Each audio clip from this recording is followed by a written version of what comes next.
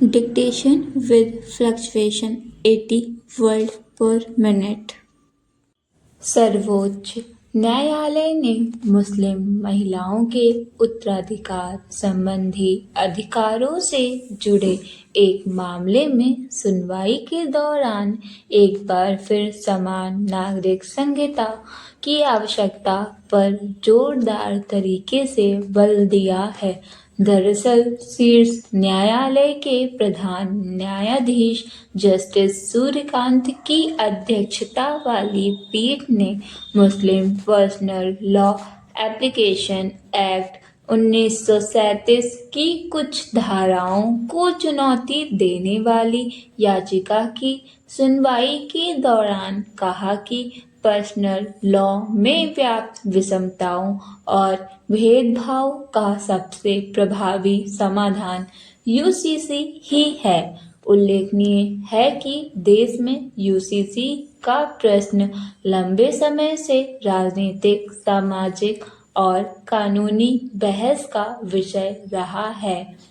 ऐसे में शीर्ष अदालत की यह टिप्पणी की शायद अब वह समय आ गया है जब देश में समान नागरिक संहिता पर गंभीरता से विचार किया जाए। महज एक कानूनी अवलोकन नहीं बल्कि उस लंबे विमर्श का नया अध्याय है जो दशकों से चला आ रहा है। गौरतलब है कि संविधान के अनुच्छेद 44 में राज्य के नीति निर्देशक सिद्धांतों के तहत स्पष्ट कहा गया है कि राज्य पूरे देश में नागरिकों के लिए एक समान नागरिक संहिता लागू करने का प्रयास करेगा।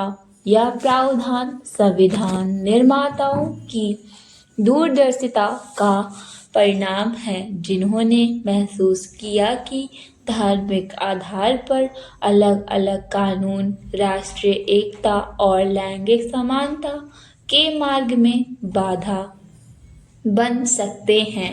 पिछले कई दशकों में सर्वोच्च न्यायालय ने साहबानों मामले, सरला, मुद्गल और 2017 के 3 तलाक मामले में यूसीसी की वकालत की है, लेकिन अब उसके रुख से यूसीसी के समर्थन वाला पक्ष और मजबूत ही हुआ है।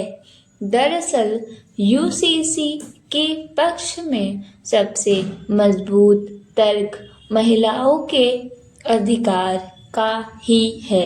शरिया कानून में उत्तराधिकार, बहुविवाह इत्यादि मुद्दे लैंगिक असमानता को बढ़ावा देते हैं, जबकि यूसीसी इन आधारों पर होने वाली सभी किस्म की असमानताओं को खत्म कर एक समान, निष्पक्ष और संवैधानिक मूल्यों पर आधारित ढांचा प्रदान कर सकता है।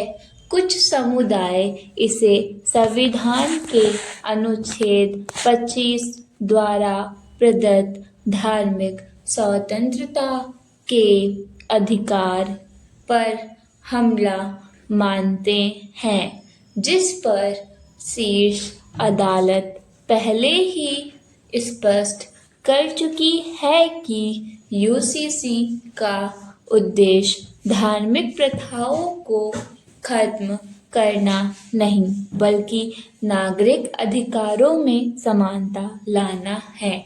अदालत का यह कहना भी तर्कपूर्ण है कि शरिया कानून को एकदम से खत्म करने से एक अनावश्यक शून्य पैदा हो सकता है।